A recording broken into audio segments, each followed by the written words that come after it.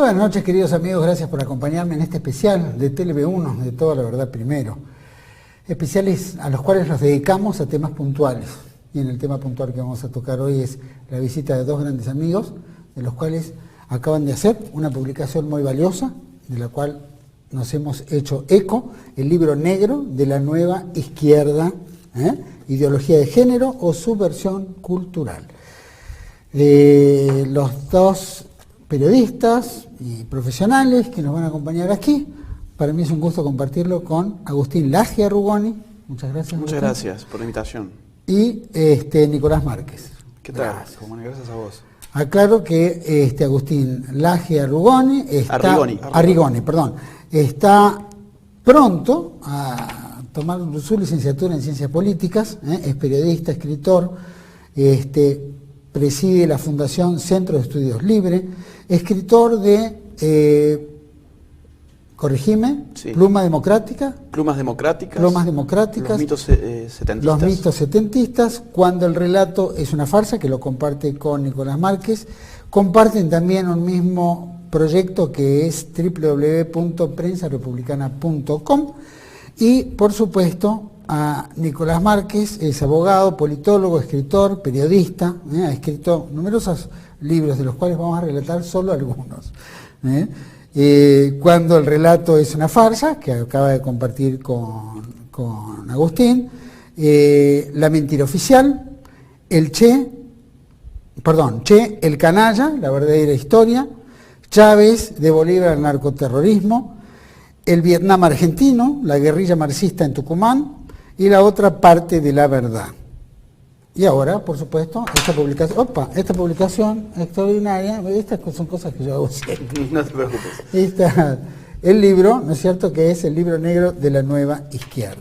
Bueno, para mí es un gusto compartir este programa con ustedes. No, el gusto es nuestro y agradecemos el espacio muchísimo. Muchas gracias.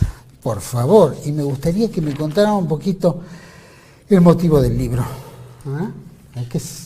¿Por qué se orientaron y por qué este libro en esta época que es tan conflictiva, ¿no? Y donde justamente la izquierda hace pie en todo aspecto? Bueno, con Nicolás estuvimos muy preocupados durante los últimos años por lo que es la batalla por las ideas, la batalla cultural. Nosotros entendemos que desde la caída del muro de Berlín en el 89 y la implosión soviética en el 92, ha habido una reconfiguración primero teórica y luego estratégica de la izquierda que le da origen a esto que llamamos nosotros la nueva izquierda, que si por algo se caracteriza es por haber dejado atrás la lucha de clases, es decir, entre obreros y burgueses, el típico modelo, digamos, del marxismo clásico, el conflicto de clases, para dar inicio a una lucha cultural, cuyos sujetos, los nuevos sujetos revolucionarios de la izquierda, ya no se estructuran por su relación con los medios de producción, sino que se definen por otras variables que son culturales, como por ejemplo la cuestión del género, que tiene que ver con este libro. Poner al hombre contra la mujer, a la mujer contra el hombre. La cuestión, por ejemplo, de las etnias, esta cosa de los indígenas contra lo blanco europeo, la lucha de los... el garanto abolicionismo, claro, que es el delincuente versus los agentes de la represión, o el hombre honesto, y después tenés el ecologismo, el ambientalismo, y dentro de lo que es la vertiente de la ideología de género, que también mencionó Agustín, adelantó el asunto del feminismo, está el homosexualismo ideológico-cultural, que forma parte de la agenda, con sus diferentes ramificaciones, ¿no? Puntualmente el libro que tiene que ver con la ideología de género abarca la pedofilia, el homosexualismo ideológico, el aborto y el feminismo, ¿no? Entendemos con Márquez que después de la caída de la Unión Soviética hubo una especie de triunfalismo un poco serio, ¿no? En Occidente. Un triunfalismo que hizo que se colgaran los guantes y que no se siguiera dando lucha. Hay libros como el de Francis Fukuyama, como El fin de la historia, El fin de la historia y el último hombre, donde él justamente llega a esta tesis, ¿no? de que, bueno, habíamos llegado a la última instancia de gobierno humano, que ya no había una vuelta atrás hacia el socialismo, o el fin de las ideologías de Daniel Bell, un profesor de Harvard.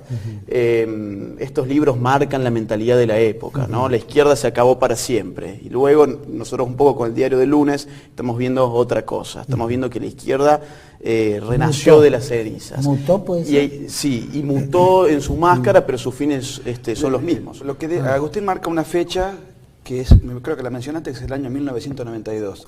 En ese año cae la Unión Soviética. En ese mismo año Fukuyama publica ese famoso bestseller que tanto influyó en la intelectualidad. En ese mismo año se lleva adelante por primera vez en Bolivia la primera marcha indigenista. Mirá. Con los 500 años del genocida Colón. ¿Quién la encabezaba? Evo Morales. El año anterior, 91, se había creado en San Pablo el Foro de San Pablo, un año antes. En el mismo año 92, en Venezuela, Hugo Chávez inicia su primer intentona de golpe militar, intento de golpe de Estado contra el gobierno de Carlos Andrés Pérez. Sí. El Foro de San Pablo había sido creado por Fidel Castro y Lula da Silva, Evo Morales, Chávez. Y Lula luego fueron presidentes. En Río de Janeiro se lleva adelante en el año 92 la primera internacional de ecología popular. Y en el año 92 en Argentina los hermanos Jáuregui encabezan la primera marcha homosexual en Buenos Aires por el orgullo. Son toda una serie de explosiones de demandas bastante distintas entre sí, en principio inconexas, pero que luego van a tener mucho en común y van a tener un tronco ideológico que es la nueva izquierda apoyando todas estas manifestaciones de conflicto en diferentes lugares de América Latina por diferentes motivos y con diferentes idiomas, o mejor dicho, con diferente jerga, con diferente articulación discursiva, ¿no? Es muy interesante esto de la, digamos, de la transición ideológica que se va dando desde Marx y Engels, pasando por Lenin, Gramsci, Althusser, bueno, llegar al hoy, digamos, con la pluma de Laclau, ¿no? Alguien tan caro para nuestra nacionalidad. Porque el neomarxismo o el postmarxismo, originado por Laclau, llega a esta conclusión, que la izquierda, que la nueva izquierda, tiene que hegemonizar los conflictos de las mujeres, de los indígenas, de los homosexuales, y todo eso está explícito, de los delincuentes, en fin, ¿no? Es buscar nuevos clientes. La clase obrera ya ha dejado de consumir, si se quiere, por lo menos no como antaño, las ideas de izquierda, ya no es un cliente potencial. Tiene WhatsApp, mira TV1, tiene internet, no es la subversión, no es el mundo industrial, estamos en otra fase de la historia. No es la lucha de clases per clases económicas, no, sino es una lucha de clases culturales, sí, y de grupos hegemónicos o de minorías, claro, o cosas por el estilo. Grupos de presión que son funcionales a la izquierda, con una paradoja. En la etapa de, no sé si vos no quería irme por las ramas, pero... ¿La etapa qué? La tapa es una tapa muy rara que llama la atención porque está el Che Guevara embanderado en un pabellón homosexual, ¿no? Claro.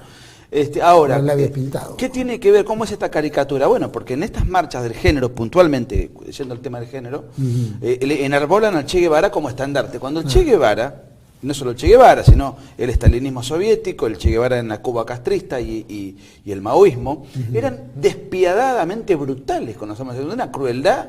Ahí están, ahí en la introducción de ese tema puntualmente está todo detallado, los castigos, incluso con pena de castración, una vida terrible de oprobio que padecía el individuo homosexual en el paraíso comunista, y hoy es la izquierda la que apaña y promueve a estos grupos que antes destrataba con inusual crueldad.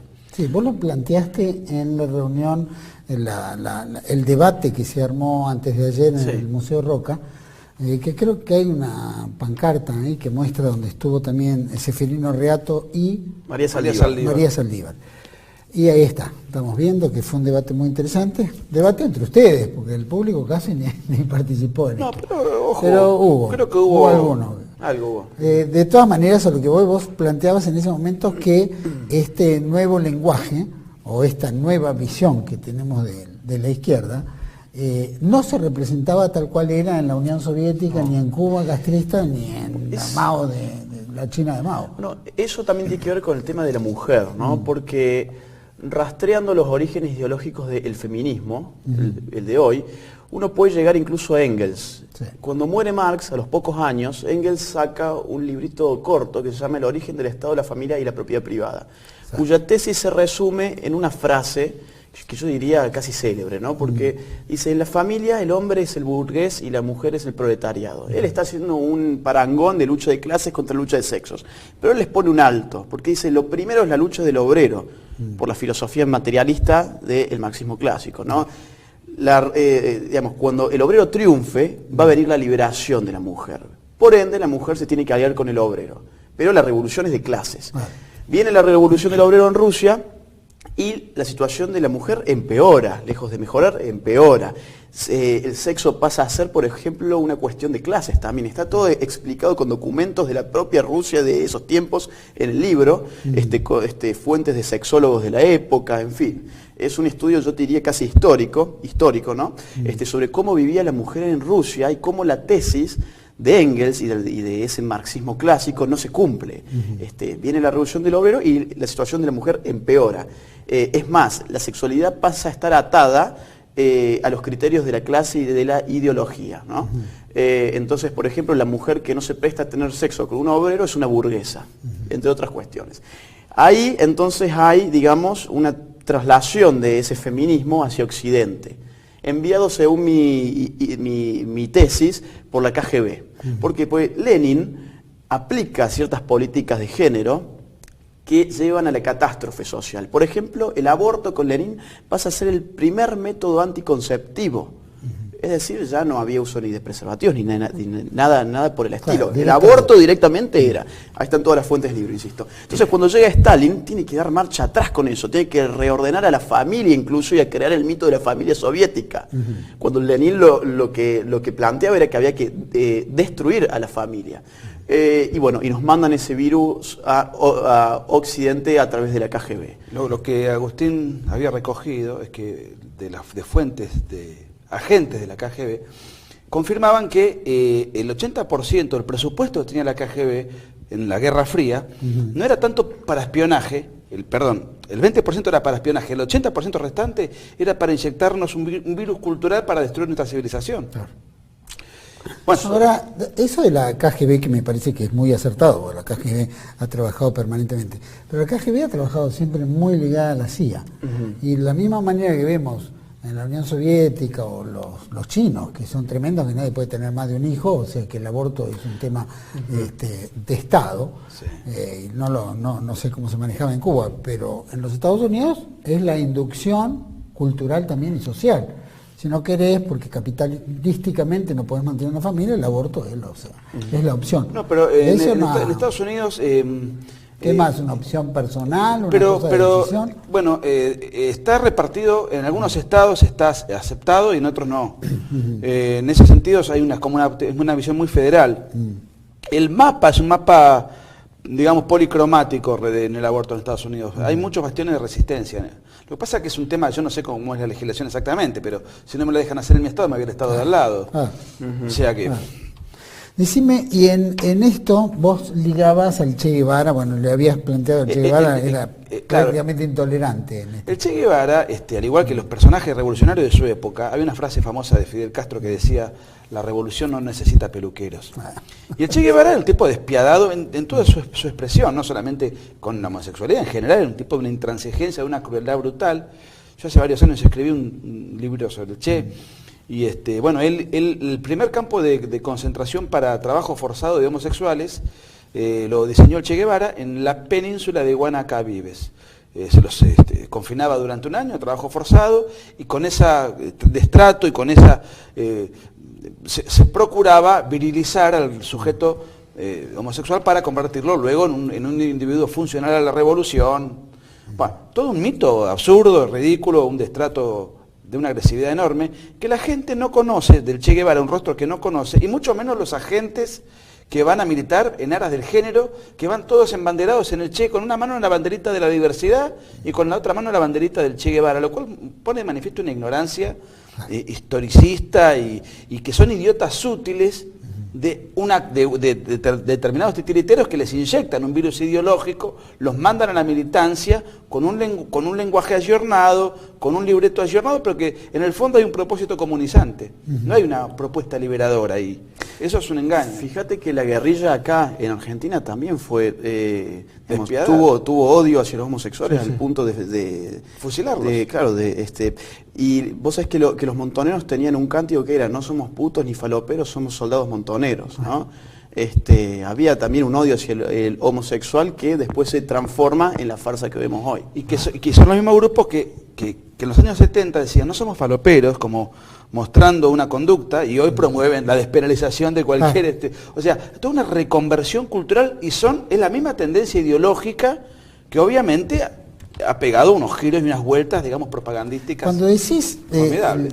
Claro, es una misma tendencia, porque en realidad, tal cual, los mismos tipos que en su momento generaron lo que ustedes dos acaban de decir, al mismo tiempo son los mayores, porque son diputados, casi todos, diputados, senadores, tenemos todos metidos en el gobierno, o sea que son los que dictan política de Estado y las leyes en las cuales amparan todo esto. Ahí entra también lo que podríamos llegar a decir el feminismo, estos movimientos también nuevos que ni una más, ni una menos, no sé qué, o los abortistas. Sí. Entra también dentro del mismo lenguaje, llamémoslo. Son parte de la ideología de género. A ver, la ideología de género es aquella que nos pretende adoctrinar con la idea de que la sexualidad se reduce a una construcción de la cultura. Es decir, es aquella ideología que anula el dato natural que trae nuestro cuerpo natural en términos sexuales. Esto, insisto, tiene sus orígenes en Occidente, después de que la Unión Soviética nos trae un poco todo este virus y exilian de allí a todos sus militantes del feminismo, cierran todos los libros feministas, los queman, en fin. Y esto, bueno, tiene dos grandes ramas. Uno es el feminismo radical, que es el feminismo que vemos hoy con las marchas de Ni Una Menos, por ejemplo. Que son marchas abortistas, por ejemplo. Sí. O el homosexualismo, digamos... cultural, político. Es la otra rama, ¿no? En cuanto a lo que hace, por ejemplo, esta cuestión de las marchas de Ni Una Menos. A ver, yo creo que el problema está con la violencia en sí, ¿no? Con el hecho de la violencia. Lo que pasa es que acá se ha construido la idea de la violencia de género para aplicar a todos los casos donde existe un hombre que golpea a una mujer. Pero ¿qué es la violencia de género? La violencia de género es aquella cuyo móvil está dado por el odio al otro género como tal. Sin embargo, nuestros medios de comunicación, a cualquier acto de violencia de un hombre hacia una mujer, te lo presentan sin hablar sobre las causas, como violencia de género. Y entonces eso empieza a instalar, de manera falaz, una idea de que hay una guerra entre hombres y mujeres. Es la dialéctica de las clases sociales trasladada al terreno de los sexos. A ver, yo nunca le pegué a una mujer en mi vida ni lo haré, yo siempre lo aclaro por las dudas, no soy un misógino, pero no me gusta que se pervierta el lenguaje, porque llegamos al extremo, por ejemplo, de que hace 3 años el Estado envió a los colegios una serie de folletos donde explicaban a los niños qué era la violencia de género y lo ponían de esta manera: todo acto violento de un hombre hacia una mujer, un homosexual o un transexual. Es decir, quien comete la violencia de género es necesariamente un hombre. Claro. Y eso es falaz y va en contra de todas las investigaciones y además, que se han hecho. Todo acto de violencia es necesariamente promovido por un odio de género. Claro. Lo que quiere decir, para sintetizarlo en un ejemplo doméstico, si vos estás de novio o casado o lo que fuere y tu mujer te engaña, y vos digamos, una persona civilizada sabrá qué hacer en términos civilizados, separarse o perdonar, no sé, cada uno resolverá sus problemas afectivos. Si vos le pegás una piña, lo cual es un delito y es una crueldad. Sí, pues una reacción normal en una situación extrema, ¿no? Pero, a ver, aunque sea una situación, digamos, donde vos agredís salvajemente, está bien que sea castigado, por supuesto, por su supremacía física, por lo que fuere, por aplicar la violencia. Pero ahí no es una agresión promovida por un odio de género. Es una agresión promovida por un asunto doméstico, de infidelidades, de celos. Es un ejemplo específico. No existe el odio de género. No hay hombres que odian a las mujeres y salen a perseguir mujeres para matar en la calle. El odio es por una cuestión personal a una persona específica por un tema. No es una cosa universalizada. El tema es que es usado políticamente, esto, ¿no? Ese es el gran problema. Es usado políticamente, insisto, para crear una sensación de que hay una guerra entre hombres y mujeres, y donde hay un conflicto, ahí aparece la izquierda para dar una explicación, una cosmovisión. O para copar el lenguaje y para copar la situación. Y para buscar clientes. Mujeres que han padecido alguna violencia. Hay estadísticas como para decir, estadísticas en esta época, estadísticas en esta época, como para decir... Porque hay estadísticas mentirosas con relación al aborto, ¿no? Como que siempre se abortó y que mueren no sé cuántas mujeres porque hay aborto. Sí, pero esa frase no tiene nunca una fuente. No hay nada, y de todos son números tirados en el aire. ¿Por eso te digo, hay algo? De la violencia de género vos tenés. En violencia de género el libro está lleno de informes, hay informes de todo el mundo, no de nuestro país, porque lamentablemente no hay estudios serios acá, pero en general... Bueno, hay estudios de Inglaterra, de Francia, de Estados Unidos, de Perú, de Colombia, de Nueva Zelanda, de Australia, donde todos llegan más o menos a la misma conclusión, la cual es que la mujer tiene las mismas probabilidades de ejercer la violencia también contra el hombre. Solamente que el daño no es el mismo, por una cuestión, digamos, del físico. Elemental. Claro, pero entonces, digamos... Uno ve la ideología atrás de esto, y la izquierda ahí es cuando irrumpe, dice, bueno, esta situación tiene su origen en un esquema cultural de valores que es el que hay que atacar para que la mujer ya no sea más golpeada. Y eso no es así. Justamente el feminismo de hoy lo último que hace es ponerse del lado de la mujer, porque si realmente estuviésemos, digamos, esta nueva izquierda estuviese del lado de la mujer, estaría más preocupado por las causas de la violencia como tal, ¿no? Porque pensar que las causas de la violencia están simplemente en el género es no hacerle ningún favor a los cientos de casos de niñas y de mujeres, digamos, que son maltratadas, ¿no? Totalmente. No se le hace ningún favor. Yo en la marcha Ni Una Menos que se hizo en Buenos Aires estuve, de casualidad estaba en Buenos Aires y estaba en el lugar. Y recorrí todo eso como un turista que en va al zoológico, porque realmente había una fauna, digamos, unos olores raros, pelos grasosos, axilas sin lavar, había toda y eran todas pancartas, kirchneristas, guevaristas, castristas, bolivarianas, y pancartas y carteles constantes clamando por el aborto. O sea que supuestamente el fin noble de preservar a la mujer de alguna vez no tenía nada que ver, era todo pura ideología izquierdizante, y en donde además, si vamos a tratar de resguardar, en este caso de la violencia del hombre hacia la mujer, a resguardar a la mujer por tener una posición débil, al más débil de todos se promovía reventarlo en la marcha porque se promovía el aborto. O sea, se promovía masacrar lo más débil de toda la cadena humana, si podemos utilizar ese léxico, que es el niño por nacer, en estado total de indefensión. O sea que la izquierda promueve, paradojalmente, a su prédica habitual, la desaparición forzada de menores. En esas marchas hay dos temas que quería preguntarles antes de ir. Una vez hablando con un profesor que se llama Jorge Bosiewicz, dirige el Instituto Antonio Cini, conversando sobre este tema de estas movidas, especialmente lo que se refiere al aborto, etcétera, me decía, habría que hacerle a estas mujeres una sola pregunta. ¿Qué es lo que quieren abortar? Usted quiere abortar, está bien, es pro aborto, perfecto. ¿Qué quiere abortar? ¿Qué respuesta tiene que dar? Y supongo yo que te diría... Mi hijo, porque algo no puede decir. Te va a decir un feto, te va a decir, no sé, porque viste que tratan de buscar una palabrita. Y hay una cuestión muy interesante en el manejo idiomático, porque dicen, ella tiene derecho a decidir si quiere tener el hijo o no. No, momento, el hijo ya lo tiene. Ya lo tiene, desde el momento de la concepción ya lo tiene el hijo ya está... No es una cosa potencial, es una cosa actual. Tal cual.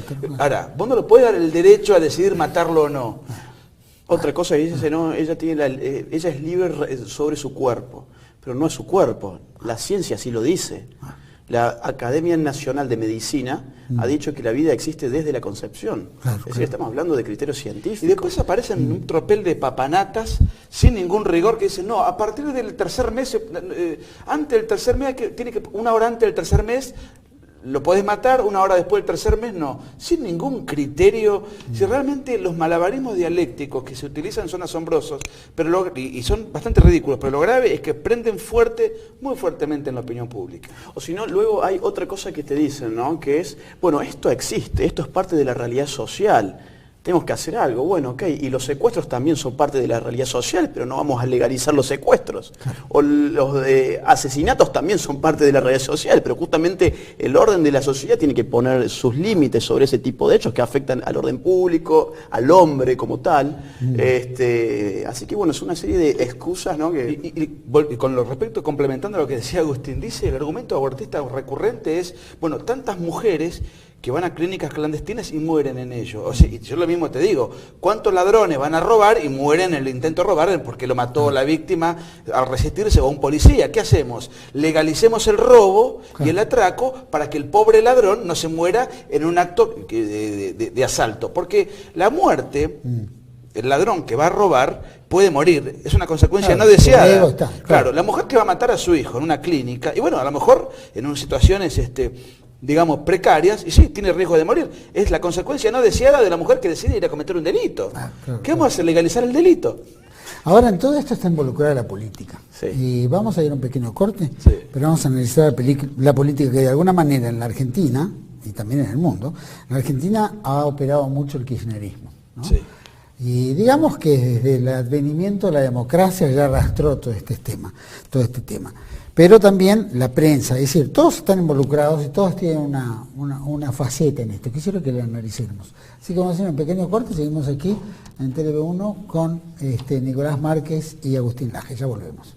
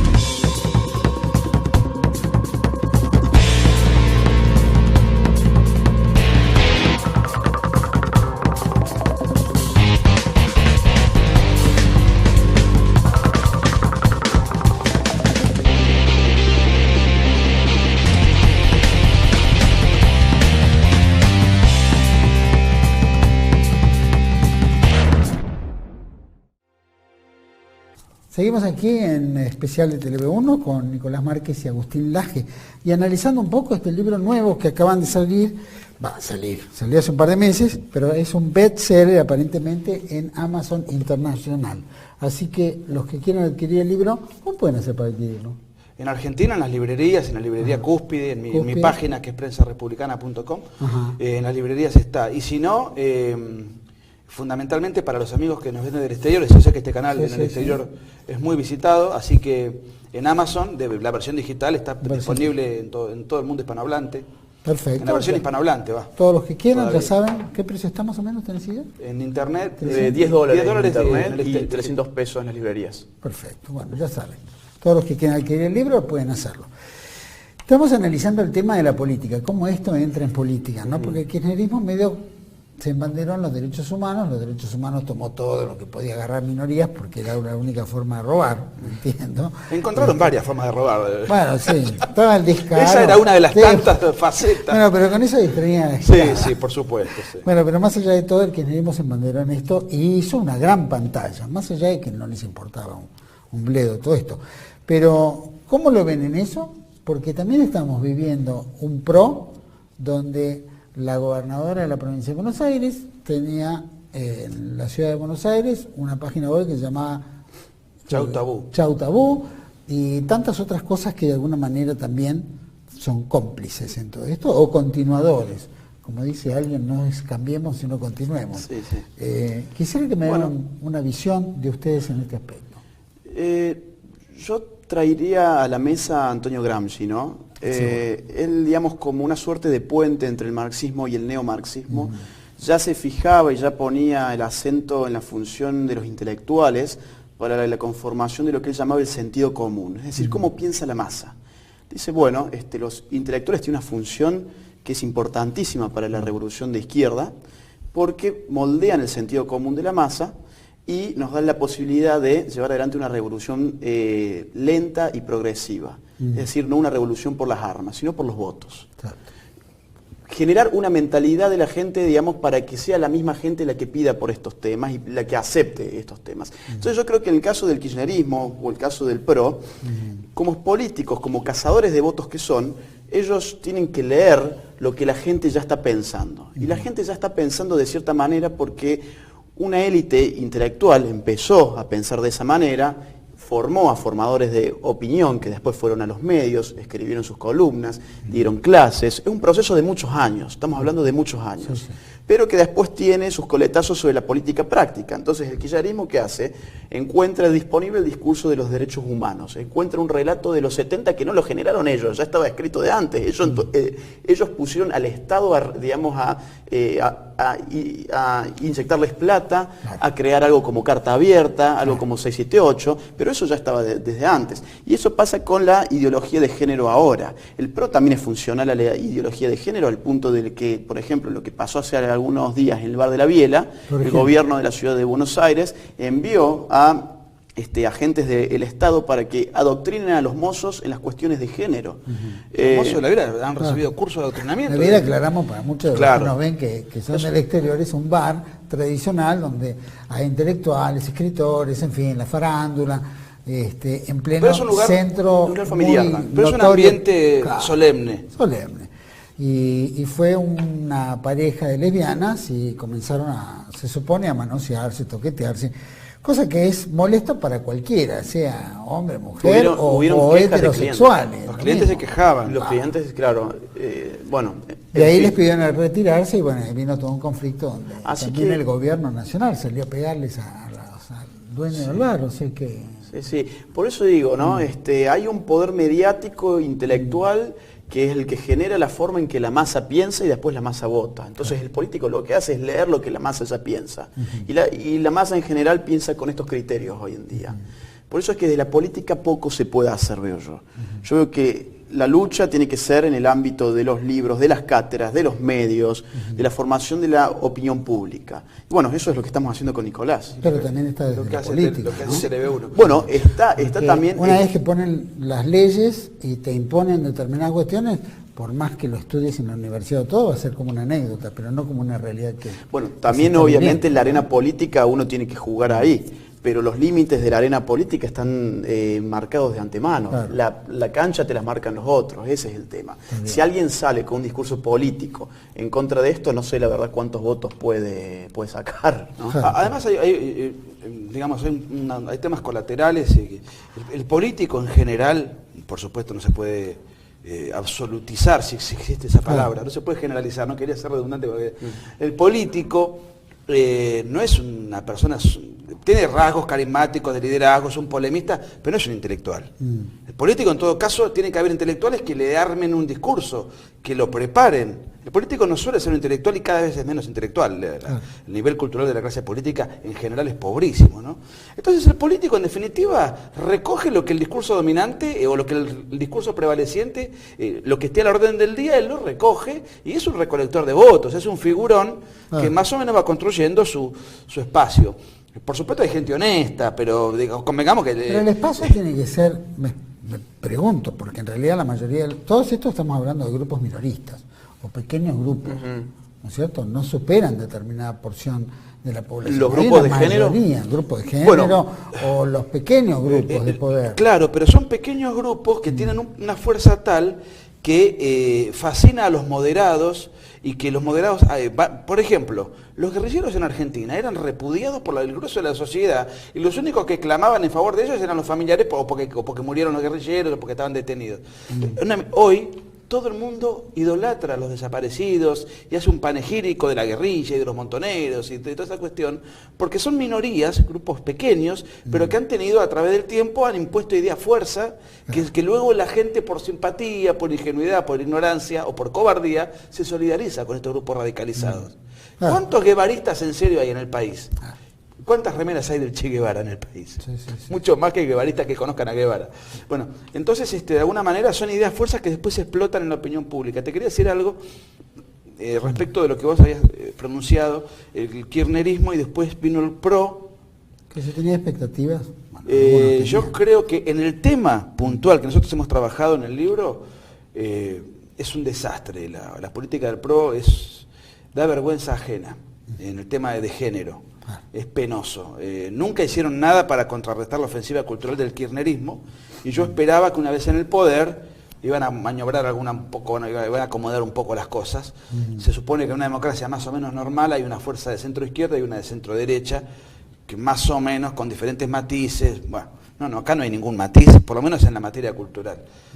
Debo reconocer que yo voté por Macri y lo volvería a hacer, porque muchos acá decían hay que votarlo, aunque nos tapemos la nariz. Pero la banda de forajidos que dejó el poder el 10 de diciembre hizo un daño tan tremebundo de corrupción en todos los órdenes, que no puedo dejar de admitir que este gobierno es mucho más civilizado que el anterior, y que lo considero por lejos un mal menor. En el tema puntual del género no ha habido cambio, al contrario. Al contrario. Todo lo que se ve son guiños hacia estas tendencias.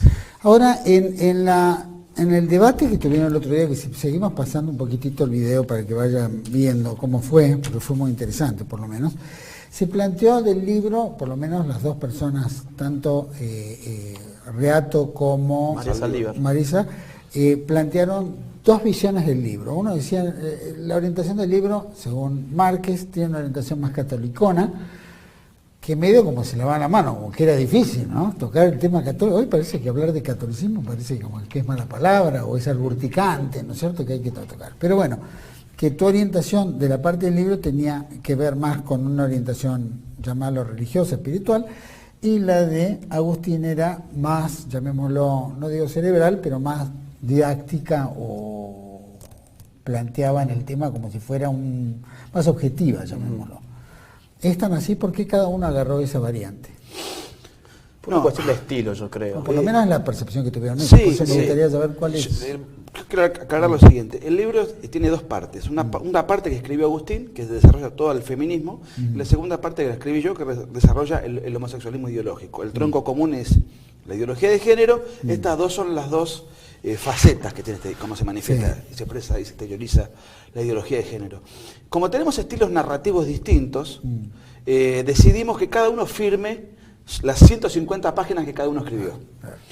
Porque tenemos dos estilos, dos formas de escribir distintas, visiblemente distintas, pero que el contenido del mensaje no es distinto.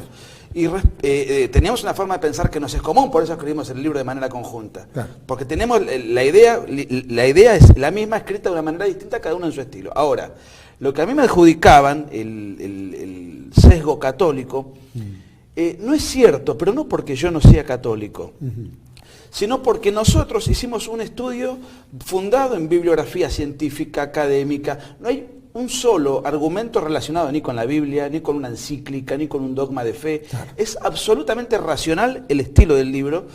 Lo que yo creo que quizás como tengo una formación en ciertos ambientes católicos y uno adquiere cierto lenguaje, tiene cierto lenguaje que puede estar familiarizado con ese espíritu, pero en absoluto el argumento parte de una concepción religiosa, en ningún momento. Claro.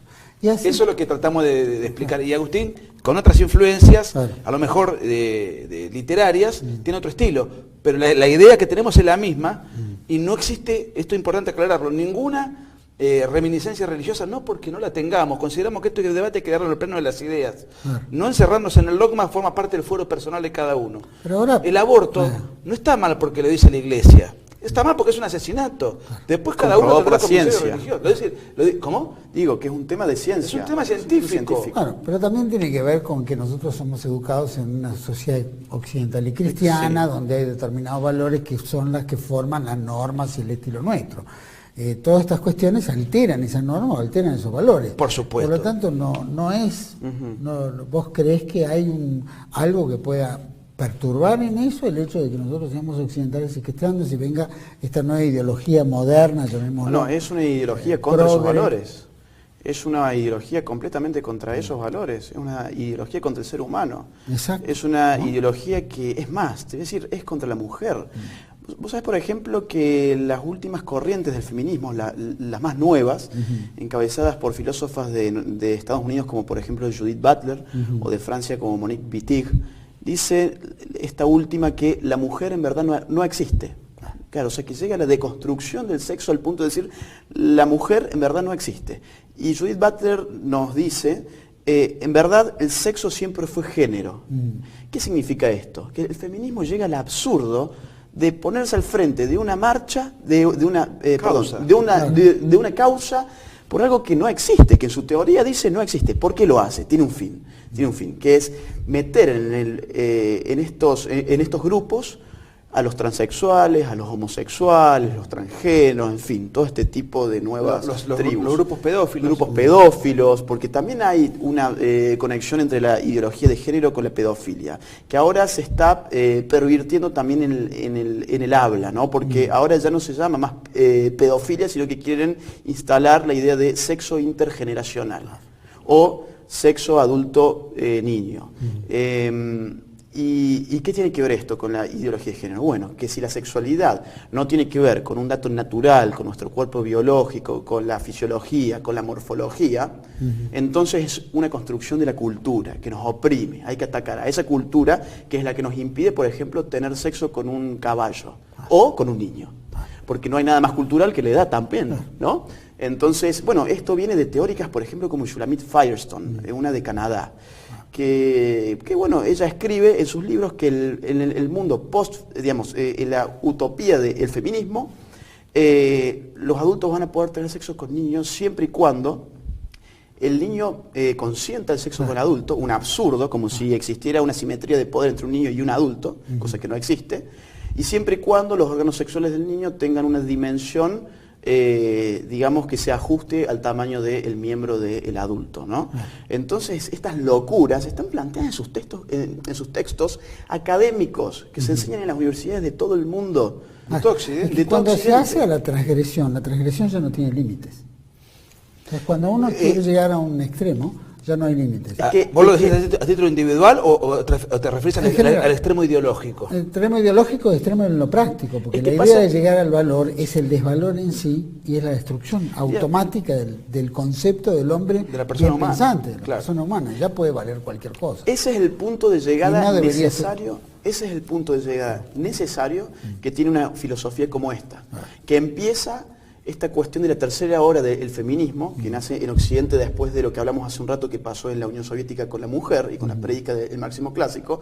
Simone de Beauvoir, en Francia, va a escribir El segundo sexo, donde dice, una no nace mujer, sino que se hace. ¿Qué nos dice? Bueno, no hay nada en mi cuerpo natural que me haga mujer. Es la cultura la que me hace mujer. Ese punto de arranque va a tener pasos que son lógicos. Dentro de ese axioma es lógico terminar en la conclusión de que la mujer no existe. Bueno, pero es un juego de palabras. Es un juego de palabras, pero que se ha hecho carne y que se ha hecho, para volver a Gramsci, es parte de nuestro sentido común y es peligrosísimo, porque ya en el primer mundo, donde más fuerte es esto, las causas de la pedofilia, por ejemplo, se ajustan a estas prédicas y ya están pujando en el Estado para que se legalice. Vos planteabas muy bien el tema de Fukuyama. Y nosotros estamos viviendo una tiranía del pensamiento único, ¿no? O el pensamiento lineal, o el no pensamiento, como dice María Pumier en Francia. Y vemos que todo eso se hace eco en los medios de comunicación, que es el bombardeo pum, pum, pum permanente, en que todos tenemos que pensar como se tiene que pensar. ¿Ustedes creen que hay realmente el pensamiento único que ya entra en todos los ámbitos y es globalista? De que en su tiranía son los generadores de este esquema, de esta desvalorización general en las sociedades del mundo? Mira, yo lo que creo es que siempre hay sectores disolventes, siempre existen sectores radicalizados, siempre existen sectores que tienen determinadas pretensiones para atacar lo que nosotros podemos defender o sostener, o determinadas tradiciones y determinados principios. Lo que a mí más me ha preocupado es la ausencia de reacción ante estas tendencias. No hay una clase política que señale absolutamente nada, que denuncie absolutamente, digamos, en términos de valores, ¿no? Sí. No existe un periodismo militante de reacción automática ante tendencias que ve que son disolventes, tendencias revolucionarias, culturales, políticas, propagandísticas. Lo que ha habido acá es una corriente que no tuvo freno, porque no tuvo, digamos, un contrapeso en ningún momento. A mí eso me preocupa mucho más, la ausencia de reacción que la fuerza de la revolución. Porque si la fuerza de la revolución tiene una reacción, o sea, una acción dirigida contra otra acción, bueno, vamos a dar la batalla. Pero aquellos no tuvieron que dar ninguna batalla. Luchan contra nadie. Y en todo caso, la gente que se opone a estas tendencias tiene una enorme cobardía moral. Tiene miedo. Acríticamente, sectores no izquierdistas aceptan sin discernimiento todo lo que la izquierda impone en su agenda. Eso es el otro día hablaba yo con Monseñor Aguer, y él me hablaba de la dictadura del centro. Fíjate que ausente de reacción que está, por ejemplo, el PRO, que hablábamos hace un rato, cuyos filósofos están dando cursos a los cuadros del PRO sobre cuestiones que tienen que ver más con Hoyo que con la política, ¿no? Como, por ejemplo, unos cursos de autoestima, cursos de autosuperación. Es decir, es la política de la antipolítica. Claro, o traen a Ravi Shankar para que les enseñe a respirar, claro. Es la política de la antipolítica y eso tiene un riesgo. ¿Cuál es el riesgo? No tener un relato propio. Y la política es relato, desde la antigüedad hasta hoy. La retórica nace con la política. Y, digamos, esta gente, al no tener retórica, lo que tiene que hacer es comprar la retórica del otro. Totalmente. Te hago una consulta. Ustedes que han investigado todo esto y que están trabajando profundamente en este tema, como creo que muchos de los nuestros lo hemos hecho acá en el canal y que hemos traído y hemos presentado, en la Argentina existe lo que se llama el INADI, el Instituto contra la Discriminación, etcétera, que se me ocurre que es un brazo del pensamiento único, que si vos sacás los pies del plato, te ponen de cualquier manera. Pero también hay algunos que se han hecho eco sobre eso. Yo no sé si esto embandera una realidad. Hablan, por ejemplo, lo decía Klonovitz, creo que era el secretario general de la DAIA, que es la DAIA fundadora del INADI, de alguna manera, pregunto, manifestado por ellos, no por nosotros, ¿no es cierto?, donde defienden 17 colectivos. En los 17 colectivos entra todo esto, ¿no? Pregunto, ¿tiene algún mensaje o ven internacionalmente INADIs en el mundo como para que justifiquen la Argentina, un país que no tenemos problemas sociales, ni raciales, ni culturales de ninguna naturaleza, que tenga que existir un INADI acá y que pene o puna a cualquiera que saca los pies del plato que nos imponen determinadas cuestiones? Sí hay casos. Hay casos, por ejemplo, en Canadá, una persona que se peleó por Twitter con 3 militantes del feminismo y fue preso 6 meses por pelearse por Twitter con feministas. En Canadá estamos hablando, ¿no? Y hay otros casos, digamos, por el mundo. En España hay curas que están, digamos... procesados solamente por citar pasajes bíblicos. Hay todo, digamos, una policía del pensamiento, hay una dictadura de género. El INADI no es un invento local, acá tiene un poder enorme, lo tuvo durante el kirchnerismo, desconozco si durante el nuevo gobierno sigue teniendo el mismo protagonismo represivo a nivel cultural y de promover causas. Lo acabamos de ver en La Biela, ¿no? El bar La Biela. Lo de La Biela fue una vergüenza y eso pone de manifiesto la indigencia moral del gobierno de la Ciudad de Buenos Aires en manos de Rodríguez Larreta, que es una indigencia moral, es un servilismo en la nueva izquierda, es utilizar el poder del Estado para una ideología represiva, adoctrinadora y además violentar la libertad del dueño del bar para ejercer el comercio, la libertad de comercio, y afecta además el derecho de propiedad. Yo en mi propiedad dejo entrar a quien quiero y a quien no. Si vos, luego de la gentil invitación que nos hiciste acá, entonces tiene que venir alguien del Partido Obrero a decir, yo quiero ir ahí y le exijo al señor Juan Manuel que me invite a mí también y voy con Rodríguez Larreta en la pretensión de que vos seas igualitario y de que vos no puedas disponer de tu espacio que te es propio. Eso afecta también al derecho de propiedad. Y esto lo avala el Estado. Entonces, bueno, realmente es penoso. Hay casos... ellos tienen todos los medios de comunicación para hacerlo. Pero se supone que este partido o este gobierno es de signo contrario al que se fue. Entonces uno suponía que estas cosas no iban a seguir pasando. Suponía en el marco teórico, digamos. Claro. Hay casos en el mundo aparte que son alarmantes, que han puesto al Estado al servicio de la ideología de género. Por ejemplo, hay pueblos en Francia donde está prohibido decir la palabra mademoiselle, que es señorita, porque no existe señorito. Entonces hay ya una violencia de género porque eso delata la condición civil de la mujer. En el País Vasco, por ejemplo, se está prohibiendo el fútbol en los espacios de los recreos de las escuelas. Dicen que es un deporte machista. Tenemos en Andalucía inspectores estatales que se pasean por los colegios controlando que nadie, ni alumnos ni profesores, utilicen palabras clásicas como alumnos, investigadores, profesores. ¿Por qué? Porque lo que tienen que usar es el alumnado, el personal investigador, el profesorado, ¿no? Involucre todo. A todo, claro. Entonces acá tenemos una presidenta que habla, que hasta cambió el título del presidente. Sí, claro, la presión. Entonces, vos fíjate cómo la lucha... Cristina parodiaba mucho el juego de todos y todas. Sí, me encantaba. La lucha cultural se da en el terreno de las palabras y ellos lo tienen muy en claro. Por eso es que cuando se han hecho del Estado, han puesto al Estado a censurar y a hacer ingeniería social con el lenguaje. Fíjate una cosa que es curioso, ¿no? La palabra discriminación es una palabra mal vista, incluso estigmatizante, y si sos un discriminador, sos un paria. Sin embargo, la discriminación el que discrimina es el que entiende, es el que diferencia, es el que elige, es el que distingue. Discriminar es lo contrario a confundir, es un rasgo de inteligencia. ¿Cómo se puede ser tan imbécil Ahora, uno puede a veces hacer una discriminación justa o una discriminación injusta, porque la inteligencia humana es falible, pero la discriminar como tal es algo positivo. Vos, digamos, el que no discrimina es un perro pobre, no puede discriminar demasiado, salvo por el instinto. Se utiliza, por ejemplo, la palabra, cambio de sexo. El otro día que, con el aval de la justicia durante este gobierno, se le permitió a un hombre que se disfraza de mujer, que se le dice transexual, competir en el hockey femenino, con la fuerza física inherente al hombre, a su condición natural de hombre. Bueno, no porque esta persona cambió el sexo. No, el sexo no se puede cambiar nunca. Lo que puede hacer una persona es disfrazarse o amputarse los genitales. Bueno, digamos, es su libertad personal, no la juzgo. Pero nació varón y va a morir varón con o sin amputación. Y sin embargo se utiliza el cambio de sexo. No se puede cambiar el sexo.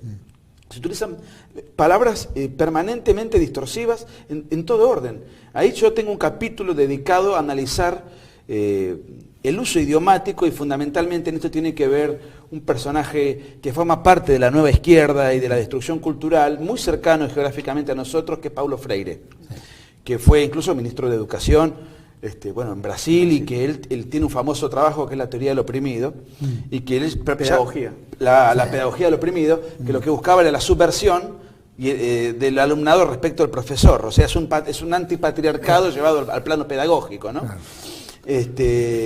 Bueno, el conflicto constante, en este caso en el aula.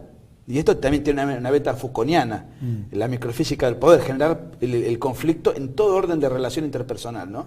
Bueno, entonces, claro, el estado de descomposición ha sido tal, pero te vuelvo a repetir un poco lo que te decía, a mí no me preocupa mucho los 12 años de kirchnerismo, son tragedias que pasan, el problema es qué reacción psicopolítico-cultural hubo de indignación ante todo ese embate, nada. Se quejaban por el grueso de la gente y el periodismo y los políticos opositores porque se robaba a cuatro manos, pero no por y que se robe a cuatro manos ante la indiferencia de todo el mundo es parte de la descomposición moral y cultural. Pero nadie hacía hincapié en ¿cómo sería? En la causa, fundante de todas las consecuencias penosas que después estamos ahora padeciendo. Es increíble. Decime una cuestión. Recién planteaba el tema de la globalización, ¿no?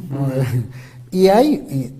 lo que se tiene que toda esta promoción del aborto, etcétera, de la no reproducción, llamémoslo, amparando a determinados sectores, lleva a que los poderosos del mundo tienen una idea de mundo de menor cantidad de población y poder vivir más tiempo, no tener problemas de contaminación, ni tanta pobreza, ni los riesgos sociales. Es decir, nosotros vemos una planificación en esto. Quisiera, en la visión de ustedes dos, si esto forma parte de este concierto de reducción. Sabemos que diferentes sectores, financistas del Wall Street y de otros sectores, son los promotores de este pensamiento único, son usinas de financiación de todos estos grupos y que de alguna manera estimulan a la reducción del aborto. ¿Ustedes creen que eso es un hecho concreto o es una fantasía de algunos sectores? Bueno, nosotros tenemos datos en el libro sobre financiamiento externo, por ejemplo, de Rockefeller, de Soros, de Bill Gates Foundation. La Internacional Abortista. Tenemos, bueno, de la Planned Parenthood. Lo que no sabemos es si hay una conspiración y datos concretos de eso, la verdad es que no tenemos. Mira, yo tengo una ¿Vos crees conspiración o puede ser una planificación? Tenemos que lograr tal objetivo y... a mí yo creo que hay intereses diversos en todas las clases sociales y en todos los ambientes. No creo que todos los ricos piensen de una manera ni todos los pobres de una manera. Creo que hay izquierdas y derechas que rivalizan en todos los ámbitos. George Soros es una persona que siempre financia a los sectores de izquierda. No. Entonces, ahora, el tema del control de natalidad, yo encuentro argumentos que me parecen contradictorios cuando se habla de este tema. ¿Por qué? Porque si lo que se pretende es controlar la natalidad, entonces no se promovería una política con un amor liberticida todoterreno, claro, porque eso de alguna manera genera nueva vida, más allá de que al mismo tiempo se promueva el aborto. Pero económicamente tampoco tiene mucho sustento, porque cuanta más gente hay, los sueldos tienden a la baja. Entonces... También, digamos, un análisis económico. Hay mucha pobreza en el mundo y hay que eliminar mucha gente. Vamos a poner un ejemplo. Se dice que el control de natalidad sirve para reducir la población. Sin embargo, también se dice que la promoción de la mujer, al sacarla de su rol tradicional y ponerla en la vida laboral, es duplicar la masa laboral. ¿En qué quedamos entonces? ¿Quieren reducir la masa laboral o la quieren aumentar? ¿Quieren reducirla porque promueven el aborto o la quieren aumentar porque promueven el amor libre? Yo me resisto a creer en esos arquetipos de sociedades diseñadas de una manera tan clara. Encontré causas psicológicas más que nada, ¿no? Los ricos con culpa. Claro. Los ricos que dicen, bueno, yo tengo tantos millones, ahora tengo, bueno, que hacer el bien al mundo. Esto es algo que data, ¿no?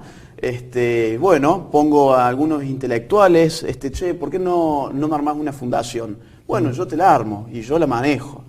La plata sale de uno, pero después, digamos, quienes piensan por ese uno, yo ya no sé quiénes son. Entonces, no es un tema con el que nos metamos a fondo en el libro. Sí ponemos, estos grupos reciben tanto dinero por año de estas internacionales. Sí. Eso está. Un agente local que recibe dinero es Horacio Berbisky. No lo decimos nosotros, lo dice él en su página de internet. Católicas por el derecho a decidir. para decidir abortar, Claro. Reciben plata. por año le entran $260.000. La comunidad homosexual argentina recibe dinero de las Naciones Unidas. Sí. O sea, los sponsors son siempre los mismos. Pero yo creo que existen otras... por ejemplo, George Soros, que yo sepa, no pone dinero en el Partido Republicano. No. Entonces, evidentemente existe gente que hace lobby. Pero yo no diría que es una corporación uniforme. Hay sectores, claro, interconectados. Bueno, el problema es... Hay sectores que ponen en otra cosa. Bueno, la parte cultural y la parte cultural también para la desculturalización. Se me ocurre, ¿no? No sé si ustedes lo ven tampoco, hay diferentes fondos para diferentes objetivos. No todos ponen lo mismo los huevos en una canasta, ¿no? Eso bueno, pero esta gente en general los ponen todos en la misma, ¿no? Soros... Pero son como yo no sé si no son la misma canasta, porque constituyen como sellos de goma, que son todos amigos, están todos entrelazados, que de alguna manera son como fundaciones encadenadas en objetivos que son que tienen una finalidad que les es común. Ahora sí, donde hay mucha plata es a través del negocio del aborto. Con niños abortados, la Planned Parenthood hace colágeno, por ejemplo, vende los órganos.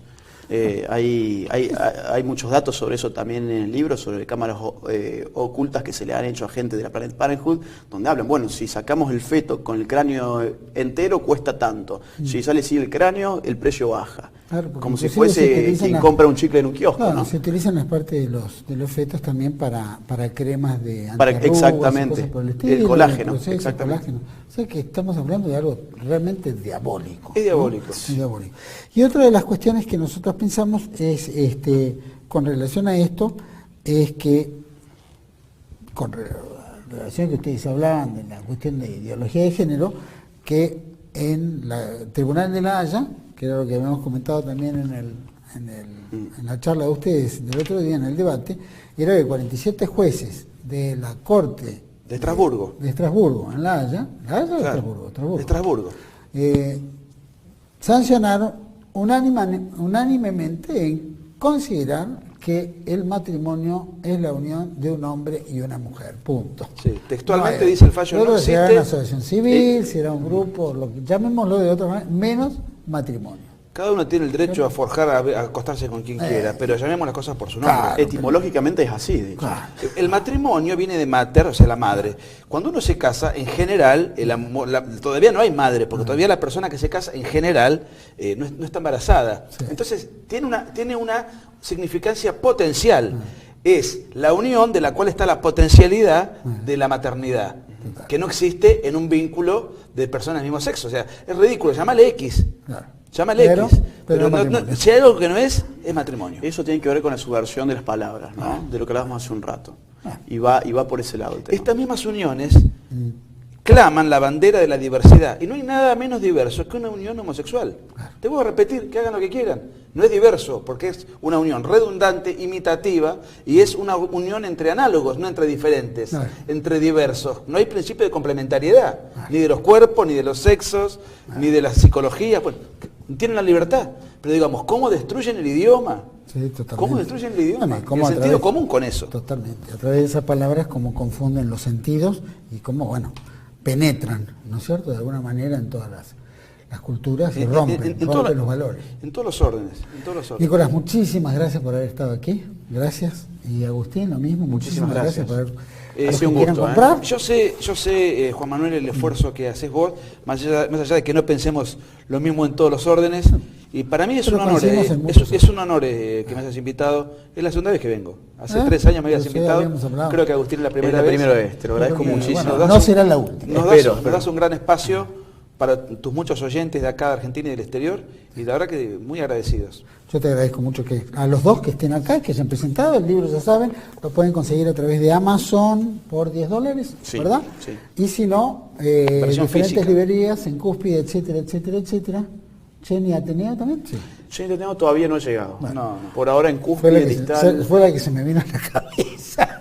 Pero bueno, pues, está bien. Ojalá llegue pronto. Ojalá. Bueno, ya saben, pueden adquirir este libro. Muchísimas gracias a los dos. Gracias. Creo que se habló todo aquí en este especial. Ojalá que vemos las usinas de financiación también, que son parte de todos estos grupos, ya sabemos, ¿no es cierto?, que es mucho dinero para disolver los valores y la formación de una sociedad tan tranquila.